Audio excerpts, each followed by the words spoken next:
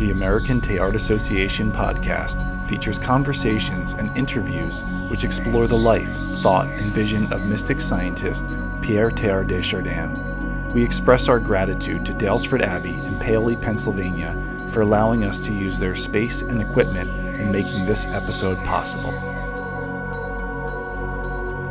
Frank and Mary Frost are independent documentary filmmakers with more than 35 years of experience. Frank earned his PhD in cinema from the University of Southern California. Mary was a journalism graduate of the University of Toledo and was a syndicated reporter on Capitol Hill before joining Frank Frost Productions. We connected today through the technology of Zoom, and we humbly ask for your patience as we had to deal with some lag in terms of our internet connection. Most of the lag has been edited out to make the conversation more enjoyable. Frank and Mary Frost, welcome so much to the ATA podcast. It's great to have you with us today.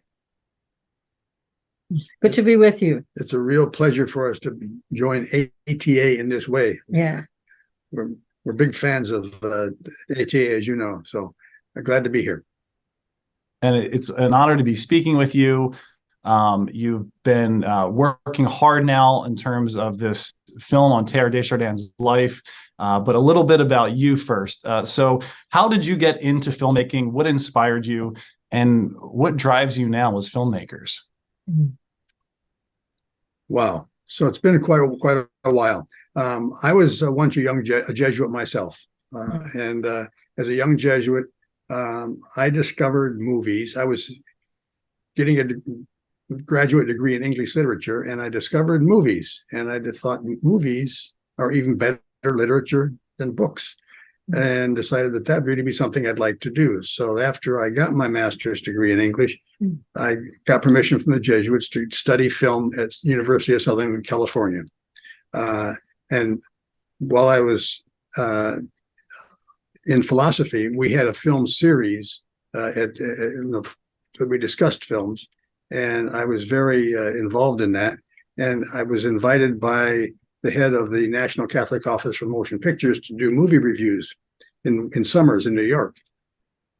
So my goal was to become professional as a movie reviewer and to teach film at a university. So I went to USC, and before they allow you to take any criticism courses in those days, before they allow you to take criticism courses of any note, you have to take production courses. And so you know what it takes to make a movie before you become so critical of it. And lo and behold, I discovered it was really fun.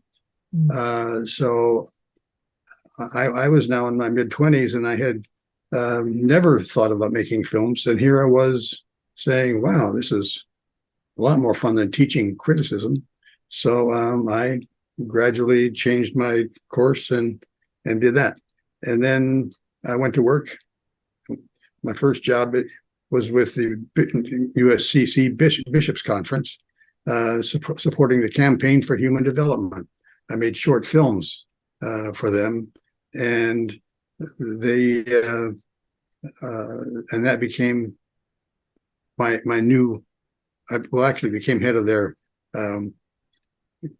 so-called creative services. So I did all kinds of media, but I was basically making short films on poverty, on countering poverty. And when I finished that, I started my own company. Like educational films you were making? Were they like educational poverty and how to combat poverty? Actually, they were what I would think of as films to make you compassionate towards the poor. They were basically all mini biographies of sometimes in groups. There's 3 or 4, sometimes individual groups. I did a lot. I did dozens and dozens of public service announcements that were all the lessons of what it means to be poor. And looking for the compassion that comes from that. So that was what that was doing. So I got into a groove. I really liked that very, very much. It also gave me a really special appreciation for the Catholic Church, because I would travel around the country and tell people what I was doing, and people would say to me, "I didn't know the Catholic Church cared about the poor." So social justice was something that was kind of revelatory to people in the 1970s, which when this was. And so that made me feel good as well. And I became very, very, I liked it very much. So then I decided I'd start my own company. And since I was doing mini documentaries, I stayed in mini documentaries because in order to start my company, I first had to make sure I had some clients, and I had a half a dozen clients lined up. Started doing short films, mostly for the Catholic Church, but also for other religious organizations and nonprofit organizations. Which they mostly use for fundraising, right? Mostly they did, yeah. But basically they did the same thing as we did for the Campaign for Human Development, which was not to make the film itself a fundraising film, but to make it the ask came after the film. The film was the softening the ground so that you could then make the yeah. It wasn't my job to make the ask, thank God. My job was just to soften the ground. So so that's became something. And then I kept thinking I was going to go back where I started in film school, of going to doing feature films, but that's a big leap, and I never got there. And in the meantime, I thought, well, at least I can do longer form. And so we did the first, I think I had met you by that time, right? Mary came to work for me as a volunteer. I started my own company because I needed a lot of help. And then she became indispensable. And after about 8 years, we got married. And she's been part of that. She was a journalist. Yeah. And she's also extremely well organized. And so we divide the work in the company. Basically, we both help each other with what we do, but she reviews the creative side and I help her with the logistical side. But basically, she handles the money and the logistics, and I handle the writing and the direction. And that's worked for a lot of years now. It's amazing that people say you've been married and working together for that long. That's true. It's good. Hard to believe sometimes, but it works. Yeah. So anyway, the first long film we did was kind of on a religious topic, but not exactly. It was really a documentary on Dave Brubeck, the jazz musician, because he had just written an oratorio on the Catholic Mass, and he did premieres in 5 locations around the country, and we documented those and made it an hour-long documentary that we got on PBS. He had just converted, hadn't he? No, he converted after that, but it was a catalyst for his conversion. But so we got that on public television. We learned a lot about how you get things on public television in the process. Unfortunately, we also learned some other lessons from that, if I may. We learned about music because Brubeck oratorio had choirs of 50, 60, 100 people, depending on where he was. And he had his own organization, band. What do you call it? His group. Yeah. Whatever. We found out that when we finished the show, PBS had a contract with the Musicians Union, but we discovered that if the show was to ever be shown anywhere else, or even again on PBS, every musician who was in the show had to be paid, and at a set rate, and it was just impossible.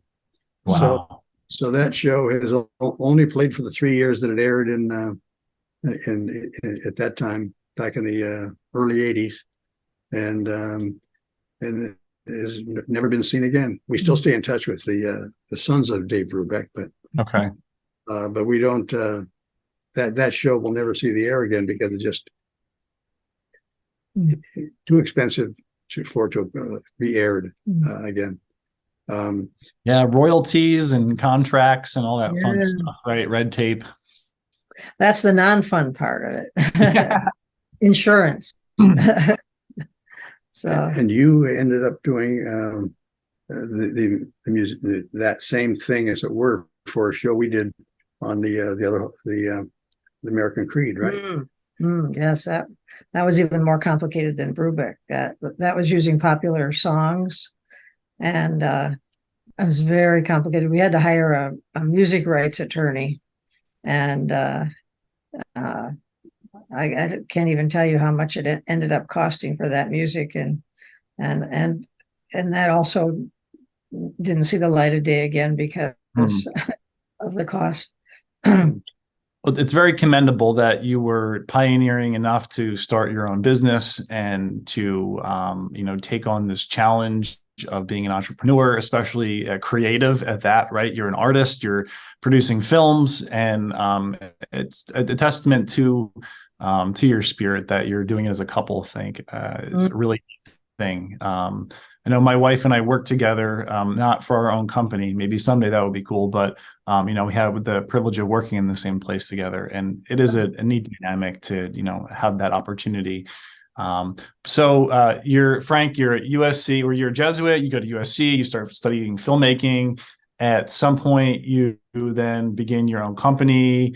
You and Mary meet. You're working together. At what point did the two of you meet Teilhard de Chardin? Well, I met Teilhard de Chardin when I was a young Jesuit studying philosophy.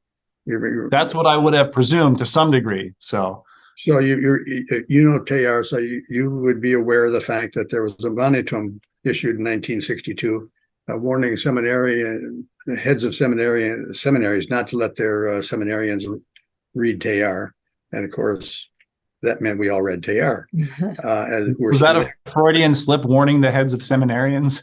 That pretty much was a promotion, Exactly. Read Teilhard, and so we all did. The funny thing is that I read The Divine Milieu, and I tried The Phenomenon of Man, which was called in, and didn't get through that one totally. And then I kind of pretty much forgot about Teilhard. So then the second time we met Teilhard was together when we were doing pro bono work for Woodstock Library. Woodstock was a theological center. And it had moved to Georgetown. It used to be up in Maryland, I think. Right, that's why it was called Woodstock. Yeah.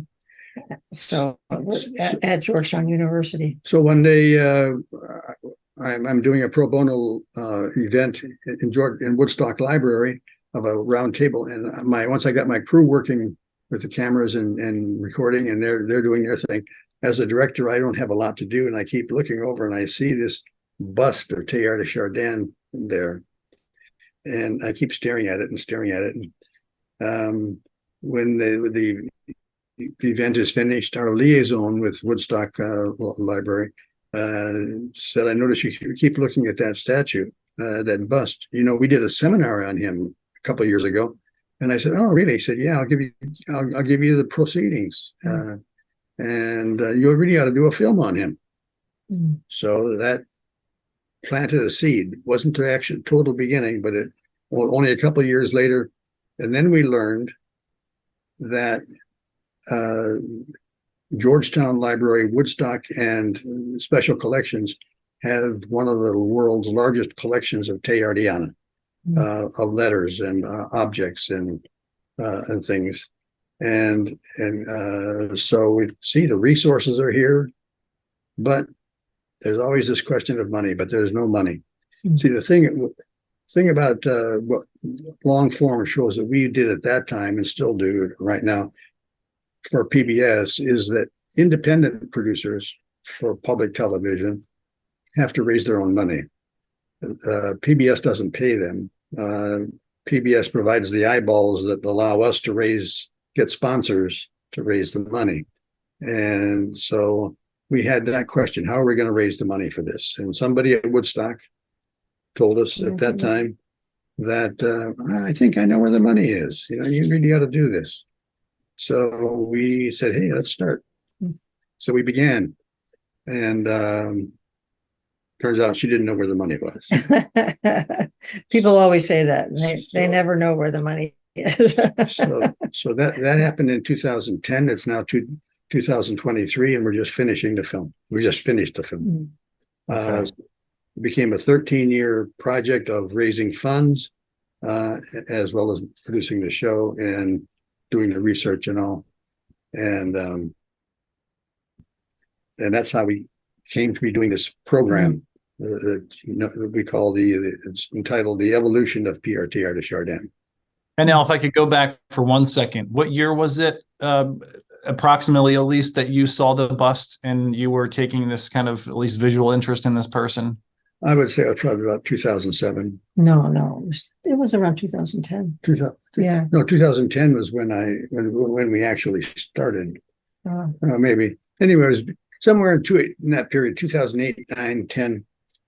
So as someone who had picked up Teilhard earlier in your life when you were a Jesuit, and then now later, was it kind of like rediscovering him? Was there a familiarity? Oh, that's a great question that I love, because I thought that I knew Teilhard. The first thing I did is I went back and took out my book of the Divine Milieu. Okay.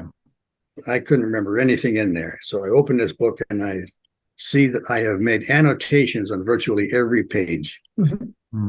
And I've totally forgotten the book. Mm-hmm. So I have to read it again. But it really was a rediscovery of, but beyond that, I always thought of Teilhard, as most people do even today, I think, and certainly then, of being a visionary and a prophet and a mystic. Which he was. But what I didn't realize was that he had a really fascinating life. And that was a big impetus, because I learned in film school that it's pretty hard to make a show about ideas, because you have to point the camera at something. And so if you have to do something tangible. And so the thing to do is biography. So we set out to do the biography of Teilhard de Chardin rather than try to be scholars and examine his ideas in detail. Now, his ideas do emerge in his life because they're the motivations that drive it, but we only touch the surface, and then we figure that the people who watch the film, if they're intrigued, will want to know more, and they can go to the American Teilhard Association, and there are all kinds of resources available to learn more in more detail. Because our goal is to reach those people who don't know about him, and intrigue and want them to get interested. And certainly in the focus groups that we've done, I had a number of people who never heard of him and were so excited to hear what he thought and what he said. So that's very comforting, because that's who we want to reach. Absolutely. And we will definitely get to talk about this in a moment here. Though, Mary, if we could go back for a second to how you first met Teilhard. I got Frank's side of the story, but how did you first encounter Teilhard? I never heard of him before. I'm sorry to say. I went all through Catholic school, but he was never mentioned. And so it wasn't until we started doing this project that I learned about him.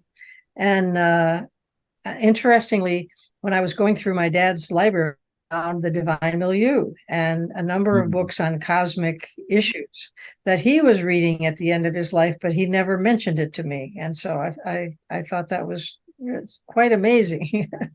I wish I had known it and would have been able to talk with him about it. So yeah, I wonder generationally, how many people there are who, like, it's, for lack of a better term, kind of like a deathbed admission that they were reading this type of stuff and thinking in this type of way. I had the opportunity to, within the last year, give a presentation to a very vibrant senior community. And the questions they asked, the feedback they offered were some of the best I've ever had. And I really attribute that to them being, kind of like past that age of caring what, dogma or doctrine, so to speak, might say, or the powers might be, the powers that be, rather, what they might say about, these opinions. But very interesting, very interesting. Just an aside, but thank you. Yeah. No, I think that's really, really true. I think I can speak of that age that you begin to be more concerned about kind of the big questions. Yeah. You're not so busy trying to make a life, and now thinking about the end, as it were, or the transition. Yes, the transition. So now you mentioned how in creating this film, you get to really enter into Teilhard's story, and you realize in this rediscovery of Teilhard and his work that there is this really rich storyline in terms of his life that's unfolded over these years. And I had the great opportunity just a few weekends ago in Hyde Park, New York, to watch the premiere of your film. And I was just really taken back by the fact that you guys made a pilgrimage, essentially, to all these sites in Teilhard's life that were so formational. So what was that like for you to make that pilgrimage? it was awesome. I have to say, It's almost transformative. The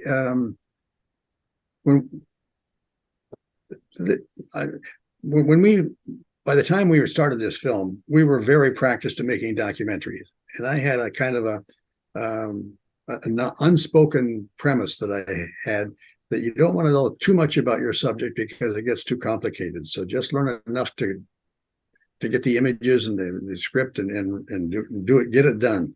And we thought we'd knock this show off in a couple of years.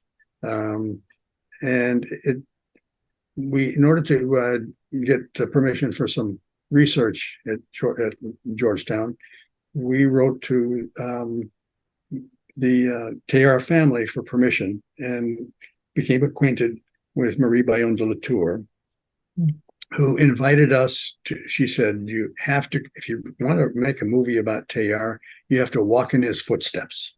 So why don't you come to Auvergne, where he was born, and we will show you around Auvergne. And that's how we got started on the pilgrimage. And what an invitation. That's so amazing in itself. Absolutely. It's more than we can tell in the small. It'd take a whole half hour just for that. But it was deeply moving. And remember when we first arrived, we were driving with her and a couple other people from Paris down to Auvergne and to Clermont-Ferrand. And when we approached the city, she pulled off at the first ramp. And the first place we went was the cemetery where his family is buried. And I was so struck by that because we had been to the grave in Hyde Park, and where he's buried in the Jesuit cemetery there.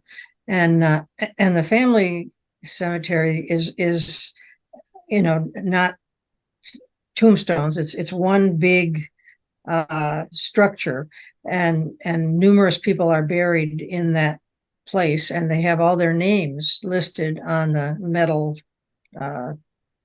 sign. I guess not a sign, but and I was just saddened to think that he was the only one who wasn't there, because he was still in New York. But you got the whole family history just in this spectrum of this. His parents were there, his brothers were there, and I'm not sure who. It was quite a long list of people. Yeah. But when you go to the place, so it turns out that we were trying to find images for things we knew would be true in his biography, such as the place where he was born. And we heard about Sarsenat, which is the place where he's born. It's a chateau. The Teilhard family. Teilhard was one of 11 children, and his father was kind of a gentleman farmer, or wasn't nobility, but he was whatever the term is for a higher level of I don't know what the French would call it. We might say landed gentry. the gentry. Sure. Yeah, that would be. So, but his father was trained as a naturalist. He was educated, wasn't he? He was. Yeah. He actually went to school for that when he younger. So we knew that he had this chateau, but we didn't know was that he actually owned 3 chateaus. Mm-hmm. There's 3. The family today still has 3 large farms with mansions that we'd probably say in English, but there's chateaus, very large buildings. And so Marie Bayonne put us up in one of those and took us around to the others and took us to places, the churches where he was baptized. That's in the show, right? And to the mountain that he climbed, because that area of France has these extinct volcanoes, a whole line of them, and so we climbed one of those, and that was a difficult day for me because didn't know we were going to climb a mountain. So the only shoes I had were street shoes, and it had been raining and muddy. And it was like for every step I took forward, I slid 2 steps back. Poor Frank was practically pushing me up the hill, but I made it to the top. That's great. So walking in his footsteps literally does something emotional to you. Sure. Your imagination is stimulated, and you can imagine him being here and what it was like, and that's true of each of those places. Those chateaus today had a special place in his life. For example, we stayed in one of them called Mirrol, which had a river running past it, and it was there that he would go and collect stones that would wash off on the shore from this river, and it became a stone collecting place for him. And so we got, and when we went to each place twice, because we went once for research, and then we went back to each place to shoot, and each one of those required a separate fundraising effort. But when we went back to shoot at Mirrol, to the place where he gathered stones, 2 of his brothers, he has three brothers, but he didn't have, but his nephews, 3 of his nephews, who still own that house, went down and collected stones with us, and had always had the understanding that fossils were something that you found. It's more like it's something you discover when you crack open a stone. And so they were down there cracking stones with their hammers and showing them to us. And they gave us, it was very heartwarming. They gave us a gift when we came back. They had taken the stones that they had found and broken, and they did what Teilhard did. They put little tiny labels on each one to say what it was, and gave us a collection of stones. It was really wonderful. Anyway, that's only a kind of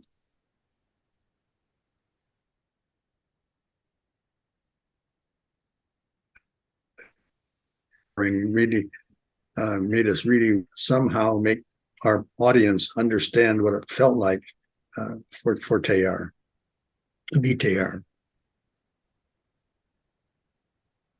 Yeah, and like I said, and having seen the film myself, you really do get the sense of walking in his footsteps, and the fact that you've taken this effort to travel around to all these very formational places in his life. I'm trying to think the overlays, especially with like the trenches from World War I, that was very well done.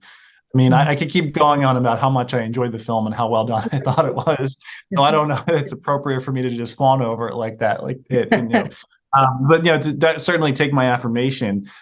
So in having spent a career in making films, what was unique about this film in terms of the challenge? I know you specified financing it was particularly challenging, but were there other challenges unique to this project that arose?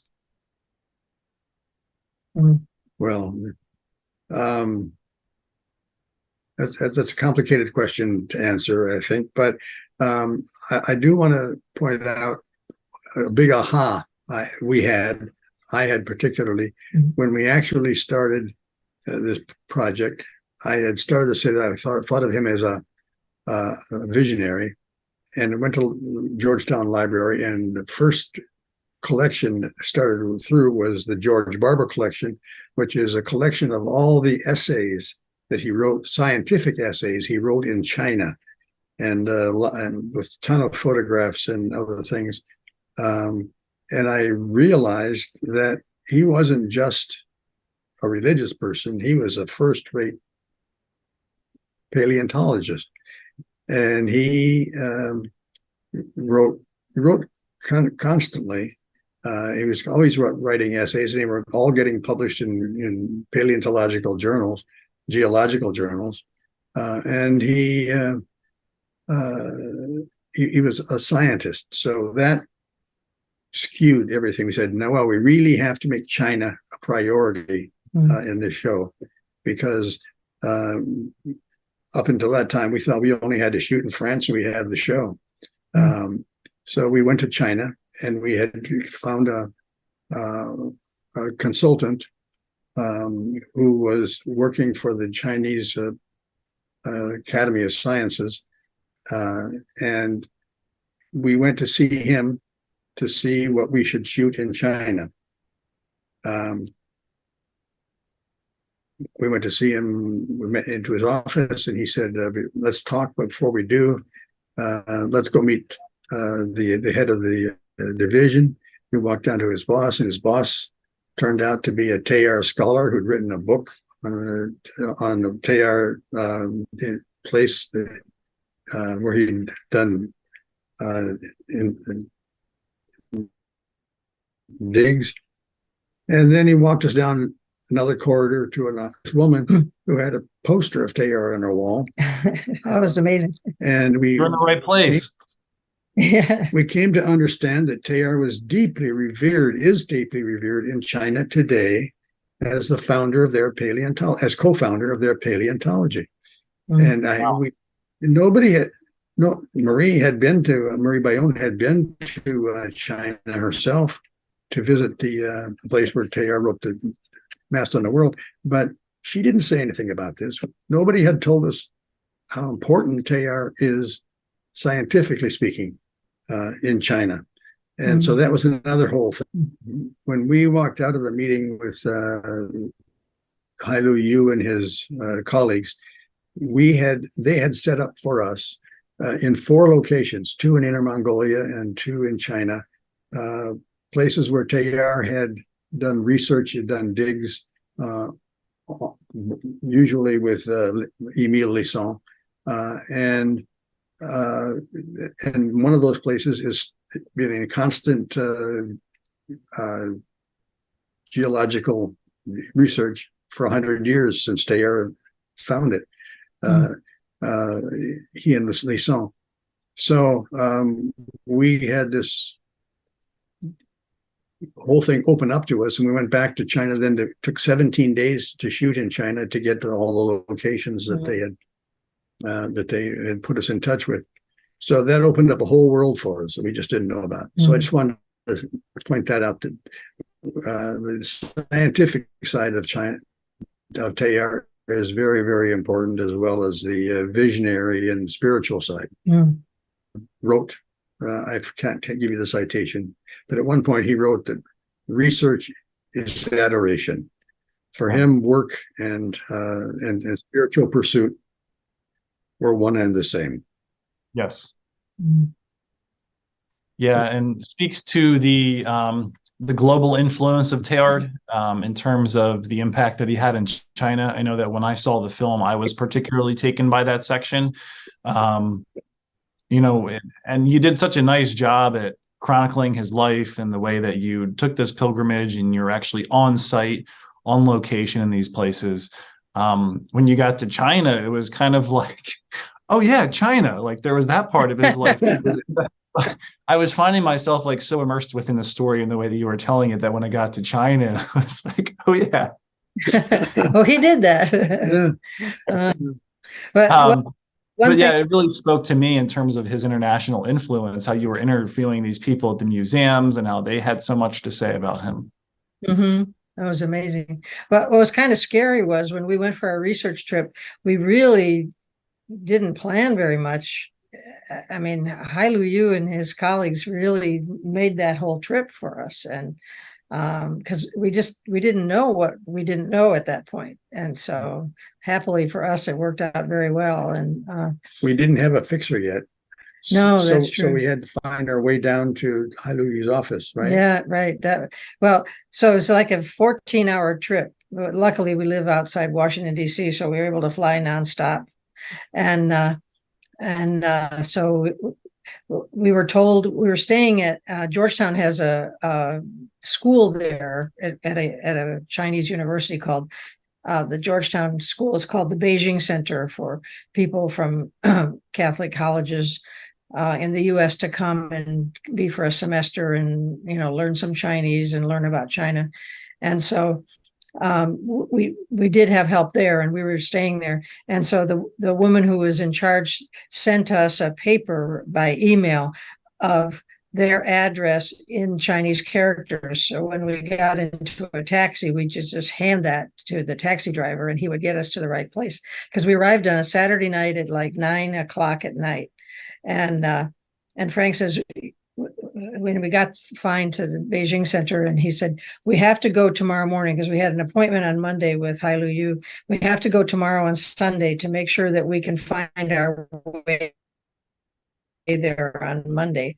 And so that was, we were going by the subway system, and which is totally the most crowded subway system you can imagine.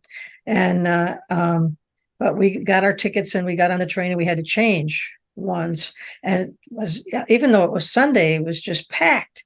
And so we didn't go far from the door, but when it came time for the changing place, Frank got off right away, and I was just so used to being nice that people were coming on, and he's had this vision that the train was going to go and we would never find each other again. So he reached in and grabbed my arm and just pulled me out of that subway train onto the platform.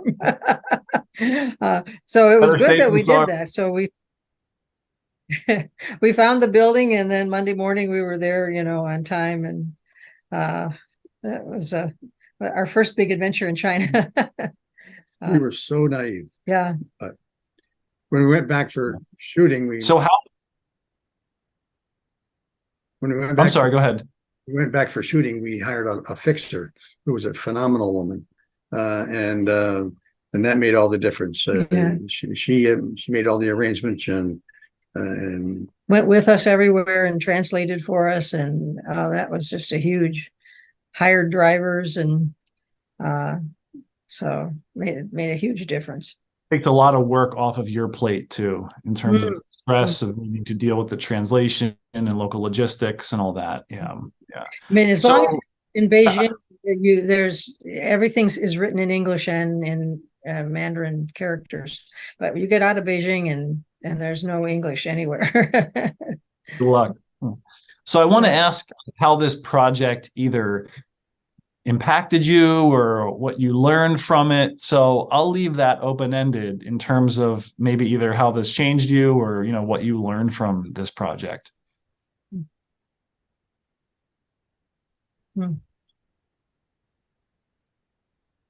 Boy.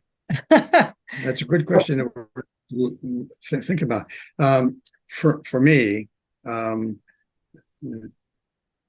I've become more and more. The thing that struck me about Teilhard was that he didn't have to prove the existence of God. And now today, not a lot of people talk about that, but when I was teaching high school before I went to film school, I had students who were. Everybody had to know the proofs for the existence of God. The thing about Teilhard doesn't come up anywhere in his writings, because Teilhard never needed to prove anything because he simply intuited the divine in nature and in the world. And that felt it. He felt it. Huh? And that became for me the God that I could believe in. And so overall, the show for me, making of this show has just really intensified for me the immanence of God and the presence of God in the divine in nature. And that's actually the inspiring moment that, I think, for the notion for Thomas Berry in the environmental movement that he founded, is that everything is sacred. Yes. And that sense of sacred is a personal gift that we have, whether or not anybody likes the film. Mm-hmm.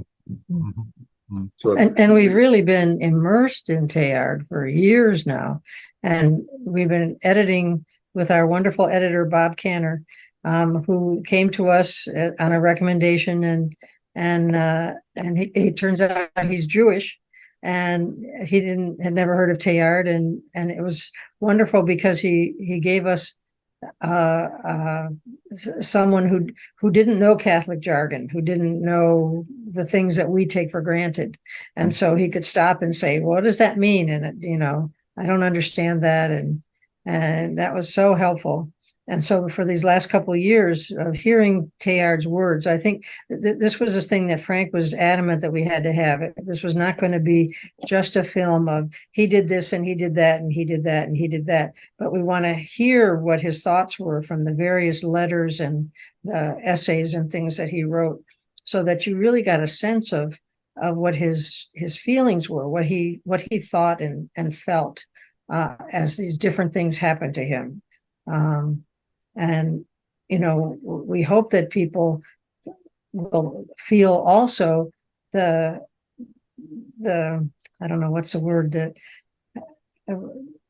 how despite all these blockades that were put in front of him, that he kept going. I mean, that's the most amazing and inspiring thing to me. He never gave up. He kept thinking, well, they'll see it someday. They'll understand what I'm saying. And of course they didn't, but he never gave up. And, he never left the Jesuits. A lot of people say, oh, why didn't he just leave? And he just couldn't. I mean, he had vowed to stay, and he wanted to stay, right? right. It's just amazing man. And I mean, even for people who don't buy the vision, I think they'll be interested in the story of his life and how he dealt with everything that happened to him. So you asked, for those that have a problem with the vision, it says something about the paradigm of modern science too, right? How that has even failed to reach people in terms of now us cracking open the quantum and really being able to get into the interrelatedness and interconnectedness of things. So, I mean, for me, that is where his vision starts to really just kind of speak for itself. And like Frank said, it's no longer even a debate or a question about the existence of God, but rather the scope of God, we might say. Mm-hmm. Yeah. So we think when we started our project, Teilhard had faded considerably, and there had been a few recent books that had been done by him about him.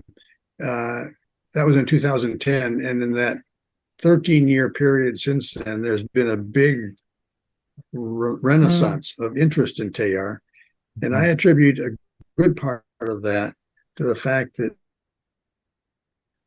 during the 80s and 90s, he was heavily criticized because he wasn't scientific enough, or he wasn't the science and religion were incompatible. Now, as you mentioned, breaking open the quantum and chaos theory and other parts of developments in science, Wired magazine, the technological magazine, in 2000 wrote an essay saying that the internet is the noosphere. And I say, well, it's not the noosphere, but it's a pretty good manifestation of the noosphere.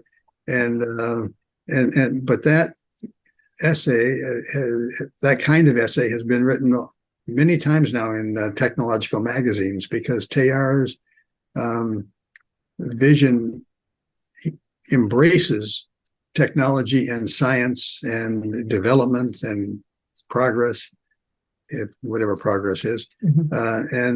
So, yeah, I think it's a wonderful thing that what Teilhard dreamed of is coming true, I think. Well, I think you're right. I may be biased, but it's a challenging time for sure now, a chaotic time. And there is the most complexity we've ever encountered in our lifetimes. Yet this is the most conscious we have ever been. And we know the way that works with complexity and consciousness. Those two have a corresponding ascent together. So despite how, hectic things may feel, that's just a sign for me that there is this increase in complexity, therefore a call for us, an impetus to really accelerate our awareness and how we can be agents of change, right, within the world and where we see injustice and things like that. Well, I mean, thank you for sharing your own personal journey through this following of Teilhard's footsteps and this, really longer than a 13-year journey of making this film, both in terms of just, getting into filmmaking, your relationship, and how this whole discovery of Teilhard and the relevance of his work and vision has unfolded. Now, I've alluded to several times that I've had the opportunity to watch this film and enjoy it. And I had the opportunity to do so just a few weeks ago, as I had said earlier in the podcast, in Hyde Park at Mariapis Luminosa, which is a retreat complex, we might say, run by Focolare.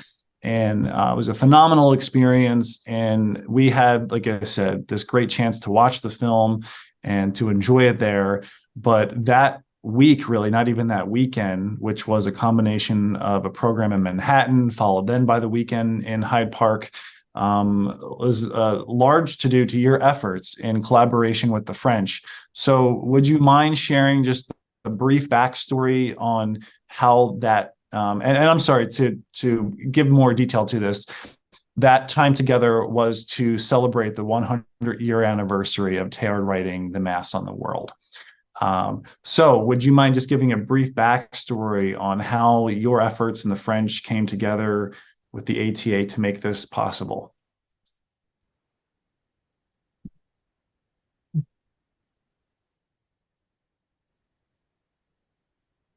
I'll be glad to. In the process of shooting in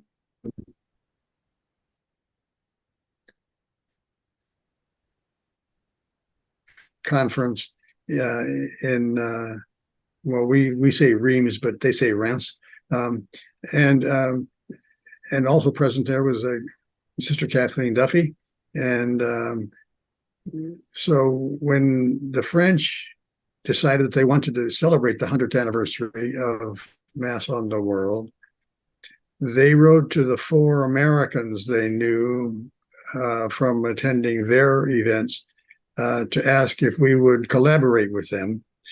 And of course, we said yes. The 4th person is Tracy Higgins, who was very instrumental, by the way, as our translator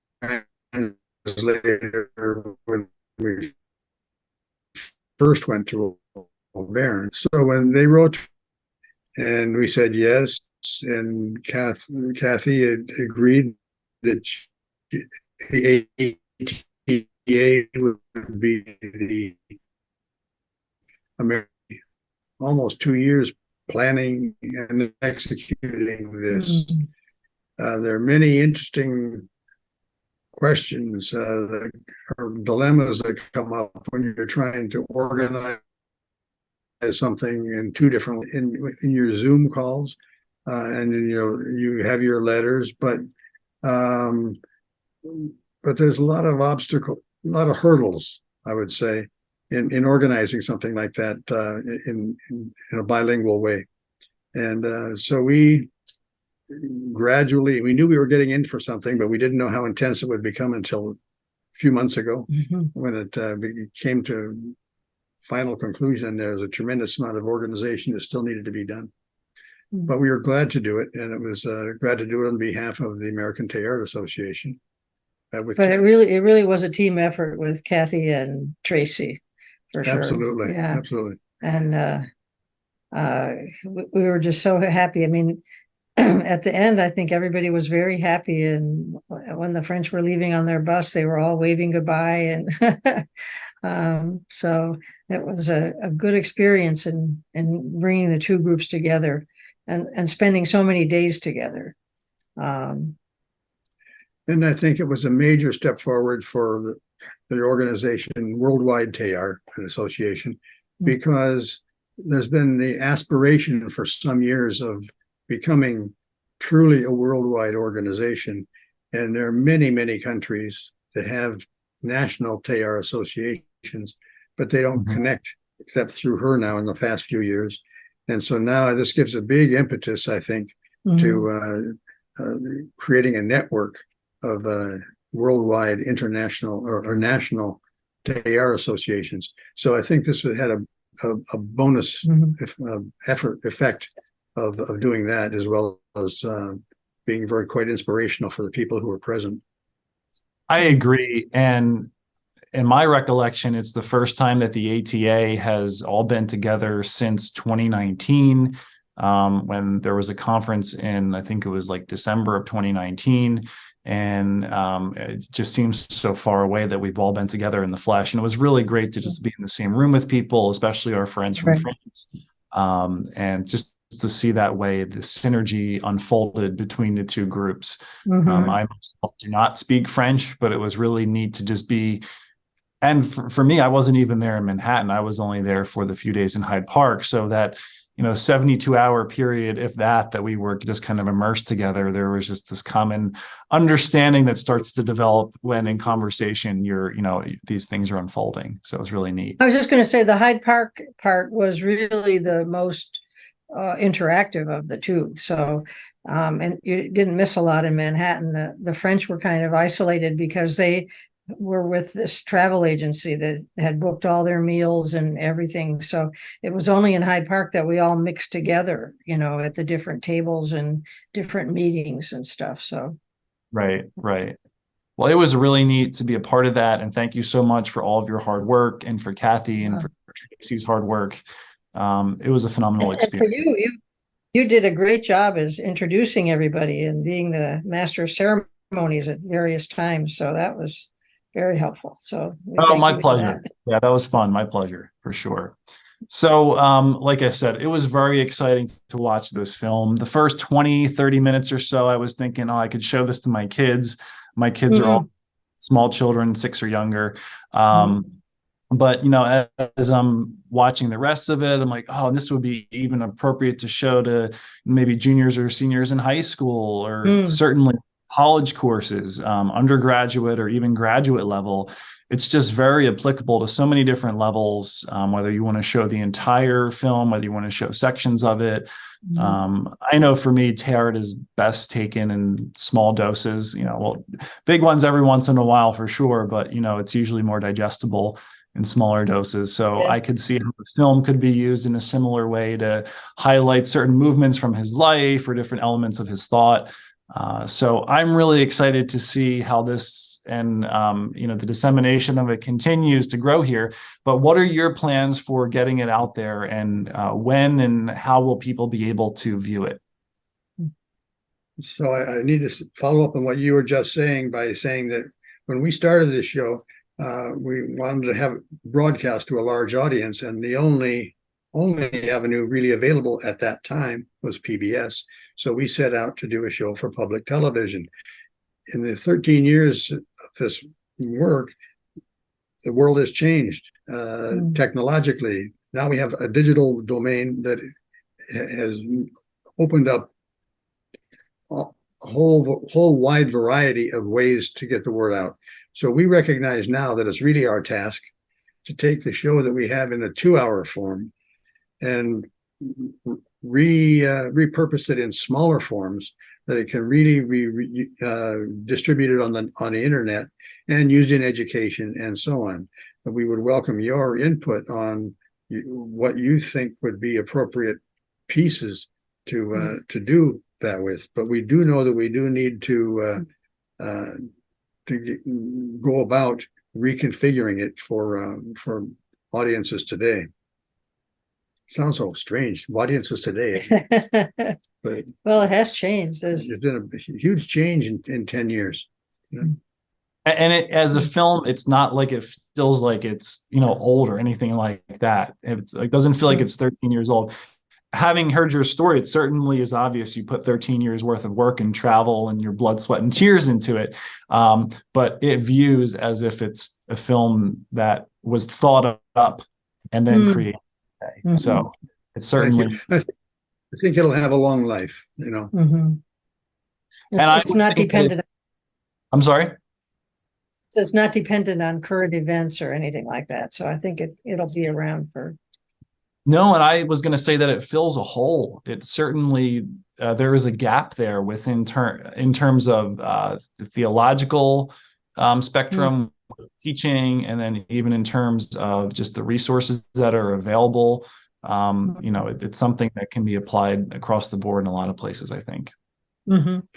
Well, I could see it being shown in science classrooms too. On the other side of this podcast, let's have a conversation about those possibilities. It'd be very, that's good. Very interesting to explore the range. It would be, and like you said, that event really was kind of the beginning, not the end of this project, but the beginning to how we can share your film and Teilhard's vision, and really to recruit more people who are of a similar mind and heart and have their own gifts to give and share that can, increase. Because it's not just Teilhard's vision, right? He is the one who had the words to articulate it that he gave to us. It's just, it's the larger vision, right? It's the great work or the great story that Thomas Berry talks about, right? It's that drama which we're all playing a part, that great. So in 2 hours, you've chronicled this one visionary man's take on the cosmic drama.